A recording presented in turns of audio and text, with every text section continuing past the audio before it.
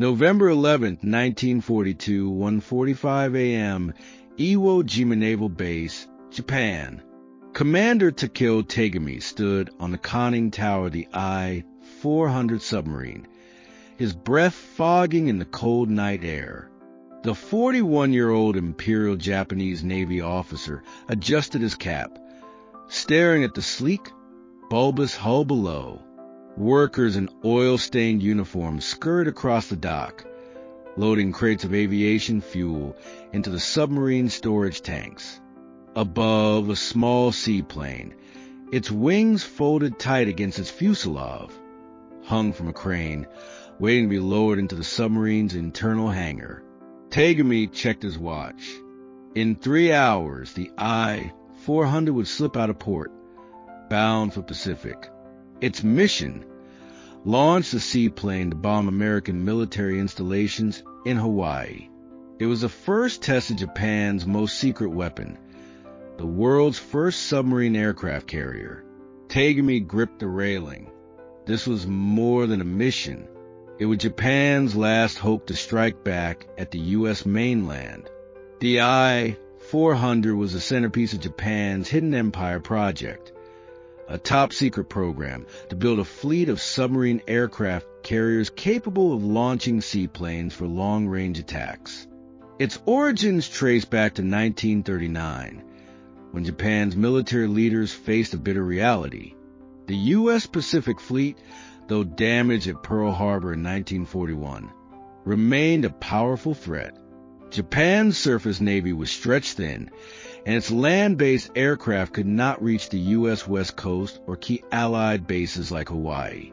The solution, proposed by Rear Admiral Keiji Fukuda, was radical. Build submarines large enough to carry seaplanes, which would be launched to bomb targets, then recovered and stored back in the submarine. These submarine carriers would be invisible to Allied radar, able to sneak close to enemy shores and strike without warning. The man tasked with designing the I-400 was Captain Kikuo Fujimoto, a 45-year-old naval architect with a background in submarine development. Fujimoto had worked on Japan's earlier I-10 class submarines, which carried a single seaplane for reconnaissance. But the I-400 was a different beast. It needed to carry 3 seaplanes, enough fuel for a 30,000-mile range, enough to circle the globe, and a crew of 144. It also needed to be stealthy, able to dive to 330 feet to avoid detection, and armed with torpedoes for self-defense. Fujimoto's team set to work in 1940 at the Kure Naval Arsenal, a sprawling shipyard on Japan's inland sea. The first challenge was size. Traditional submarines of the era were 200 to 300 feet long. The I-400 would need to be 400 feet long to fit the hangar, fuel tanks, and crew quarters. Fujimoto's team designed a double hull structure, an inner pressure hull to protect the crew and critical systems, and an outer hull to reduce drag and improve stability. The outer hull was streamlined, with a bulbous bow to cut through water more efficiently. The hangar, located just behind the conning tower, was a cylindrical compartment 40 feet long and 13 feet in diameter, lined with rubber insulation to protect the seaplanes from salt water. A hydraulic lift system would raise the seaplanes from the hangar to the deck, where they could be assembled and launched. Next came the seaplanes themselves. Japan's existing reconnaissance seaplanes, the Aichi 13H-8, were too slow and had a short range. Fujimoto's team commissioned Aichi aircraft to build a new model, the M6A1 Siren, Clear Sky Storm. The Siren was a single-engine, 2-seat seaplane with a 40-foot wingspan. Its wings folded backward and its floats retracted, allowing it to fit inside the I-400 hangar. It could carry a 1,800-pound bomb or a torpedo and had a range of 650 miles, enough to fly from the submarine to a target and back. The first Siren prototype flew in December 1942, reaching a top speed of 290 miles per hour, faster than most Allied fighters of the time. The third major challenge was launching and recovering the seaplanes. Launching required a catapult, a 70-foot-long steel track on the submarine's deck, powered by compressed air. The Siren would be rolled onto the catapult, its wings unfolded and floats extended, then launched at 60 miles per hour, fast enough to get the plane airborne. Recovering the seaplane was trickier.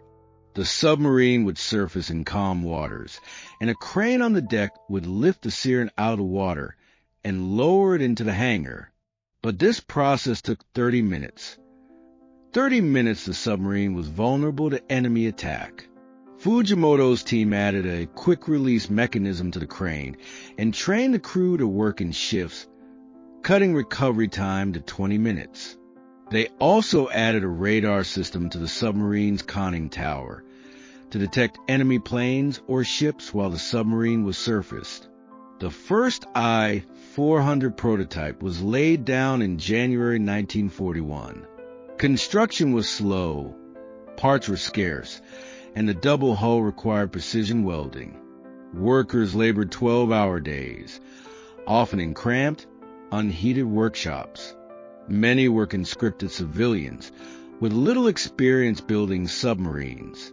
By December 1941, when Japan attacked Pearl Harbor, only 20% of the I-400 was complete. The Imperial Navy pushed for faster progress, diverting steel and workers from other projects. The I-400 was launched in January 1942, its hull glistening with fresh paint as it slid into the inland sea. Sea trials began in March 1942, and the results were promising. The submarine could dive to 330 feet, reach a surface speed of 18 knots, and cruise at 10 knots for 30,000 miles. The hangar held 3 Sirens with room to spare, and the catapult launched a test plane without a hitch. But there were flaws. The submarine size made it slow to maneuver. Turning 180 degrees took 5 minutes, twice as long as a traditional submarine. The radar system was unreliable, often picking up false signals from waves or seabirds. And the Siren's floats were prone to leaking, requiring constant maintenance.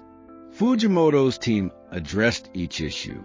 They added a small rudder to the submarine's stern to improve maneuverability. They upgraded the radar to filter out false signals, using technology captured from a downed American plane. They reinforced the Siren's floats with rubber gaskets to prevent leaks. By June 1942, the I-400 was ready for its first operational test. Commander Takeo Tegami, chosen for his experience with both submarines and seaplanes, was assigned as its captain. Tegami's crew was handpicked, 144 sailors, all with at least 5 years of naval service.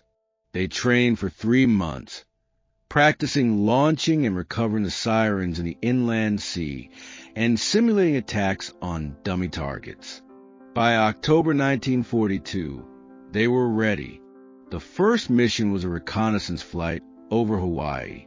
The I-400 slipped out of Iwo Jima on November 11, 1942, submerging during the day and surfacing only at night to recharge its batteries.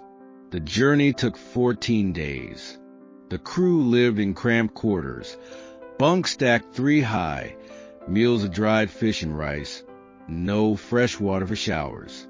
The Sirens were checked daily, their engines tested, their floats inspected for leaks. On November 25th, the I-400 reached a position 200 miles northwest of Oahu. At dawn, Tegami ordered the submarine to surface. The crew rushed to prepare the first Siren. They raised it from a hangar, unfolded its wings, extended its floats, and loaded a camera into its bomb bay. The catapult fired, and the Siren roared into sky. The The pilot, Lieutenant Hiroshi Yamada, flew low over the ocean, avoiding American radar, and photographed Pearl Harbor. He spotted U.S. battleships, aircraft carriers, and a new airfield under construction. After 90 minutes, Yamada returned. The crane lifted the Siren out of the water, and the crew stowed it back in the hangar. The I-400 submerged, heading back to Japan. The mission was a success. Japan now had detailed photos of U.S. defenses in Hawaii. But the Imperial Navy wanted more. In December 1942, they ordered Fujimoto's team to build 18 more I-400 class submarines. The goal: launch a massive attack on the U.S. West Coast in 1943, bombing cities like Los Angeles and San Francisco to terrorize American civilians. But production was plagued by problems. The Kure Naval Arsenal was bombed by American B-29 bombers in March 1943, destroying the main assembly line. Steel shortages forced workers to use recycled metal from old ships, which was weaker and prone to rust. By December 1943, only 3 I-400 class submarines were completed. The I-400, I-401, and I-402. The other 15 were canceled. The 3 submarines were assigned to the 1st Submarine Flotilla, based in Truk Lagoon, a strategic Japanese naval base in the Central Pacific.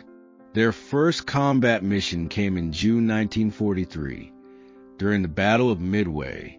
The I-400 and I-401 were ordered to launch sirens to bomb American aircraft carriers. But the mission was a failure. Strong winds blew the sirens off course, and they never found the carriers. One siren ran out of fuel and crashed into the ocean, killing its crew. The other returned to the I-401, but the submarine was spotted by an American destroyer. It dove to 330 feet, escaping only after dropping depth charges that damaged its rudder. Tegami later wrote in his log, "The sea was against us. The wind was against us. We were lucky to survive." By 1944, Japan's situation was desperate. The U.S. Navy had retaken Guadalcanal and was advancing across the Pacific. Truk Lagoon was bombed in February 1944, forcing the 1st Submarine Flotilla to relocate to Okinawa.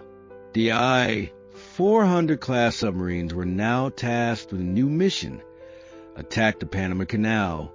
The plan was bold: sink ships in the canal's locks, blocking Allied shipping and slowing the U.S. advance.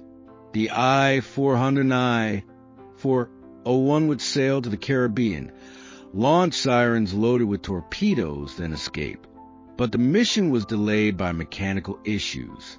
The I-401's catapult broke down in April 1944, requiring 2 months of repairs. The I-400's radar failed in June, forcing it to return to Japan for upgrades.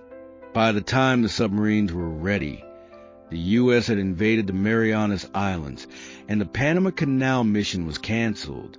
The final mission of the I-400 class submarines came in August 1945.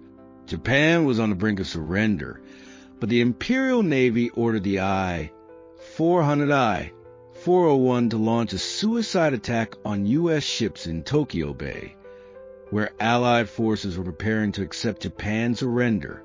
The submarines would surface, launch their sirens, loaded with explosives, then ram Allied ships. But Commander Tegami refused to carry out the order. He believed the war was lost, and sacrificing his crew would accomplish nothing. On August 15, 1945, Emperor Hirohito's surrender announcement, Tegami ordered the I-400 sirens to be scuttled. The crew dumped the plane's fuel, removed their propellers, and pushed them overboard. They then disabled the submarine's engines and radar, rendering it inoperable. The I-401, under Commander Nabokil Nambu, did the same. On August 20th, both submarines surrendered to U.S. destroyers. The U.S. Navy was stunned by the I-400. American submarines of the era, like the Gatto class, were half the size, carried no aircraft, and had a range of only 11,000 miles. The I-400's technology was years ahead of anything the U.S. had.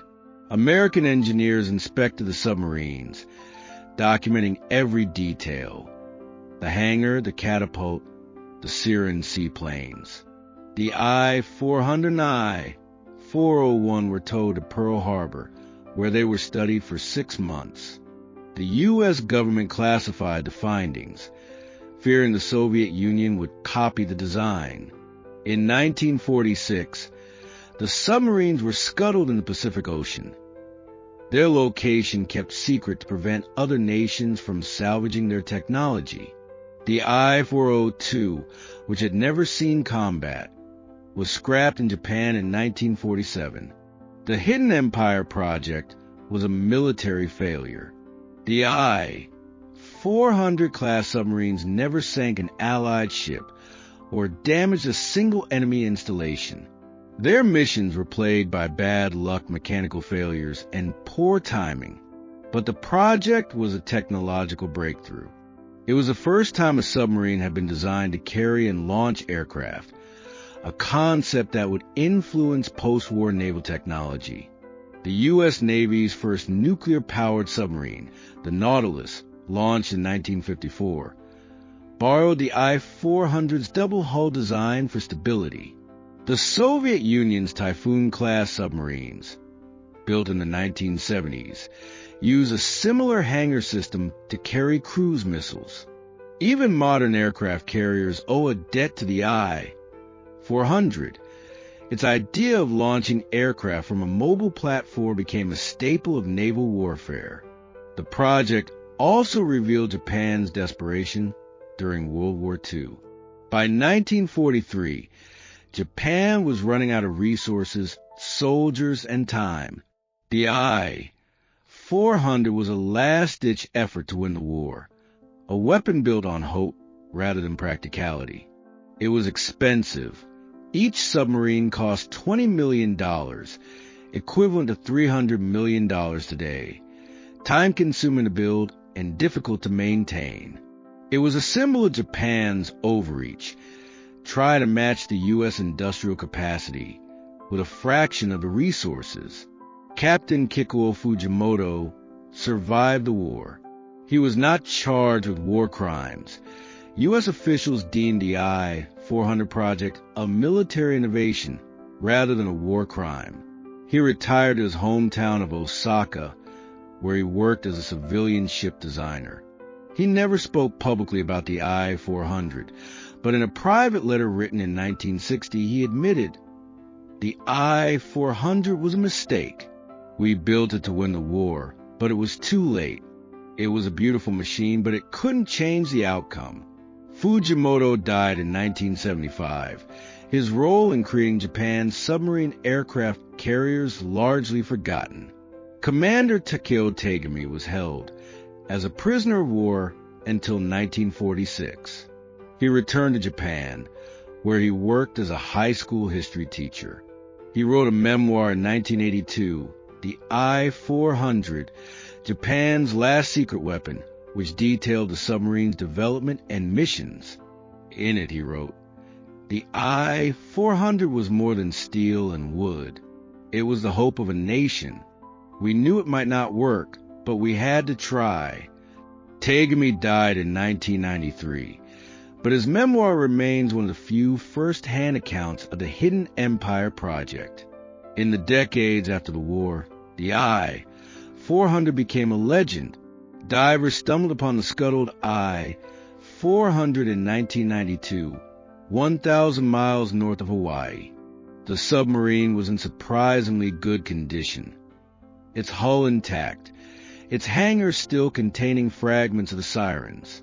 The U.S. Navy refused to salvage it, citing the classified technology still on board. Today, the I-400 400 lies on the ocean floor, a rusting relic of World War II. A small memorial in Kourei, Japan, honors the workers who built the submarines. The plaque reads, "They built a weapon of war, but they also built a dream.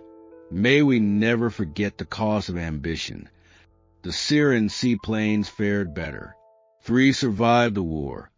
1 was captured by the U.S. and is now on display at the Smithsonian Institution in Washington, D.C. Another is in the Imperial War Museum in London. The third is in the Yamato Museum in Kourei, Japan. The Smithsonian's exhibit includes a photo of the I-400 with a plaque that sums up the submarine's legacy. Japan's I-400 was the world's first submarine aircraft carrier. It was a failure as a weapon, but it was a triumph of engineering. It showed what is possible when desperation meets innovation. The Hidden Empire project was a reminder of WWII's global reach. It was a weapon designed to strike across oceans, to terrorize civilians, to win a war that was already lost. It was a product of nation's pride, a refusal to admit defeat, even when the odds were stacked against it. But it was also a reminder of human ingenuity. The engineers who built the I-400, the sailors who crewed it, the pilots who flew its seaplanes, they were not monsters. They were people doing their duty, even when that duty was hopeless. On November 11th, 2022, the 80th anniversary of the I-400's first mission, a small group of historians and naval officers gathered in Iwo Jima. They unveiled a plaque honoring the submarine and its crew. The plaque reads, "In memory of the I-400 and the men who served on her. She was a weapon of war, but she was also a symbol of hope. May we learn from her story that innovation without wisdom is empty, and that war, even when fought with brilliance, brings only sorrow." Japan's submarine aircraft carrier was never going to win World War II. It was too few, too late, too flawed.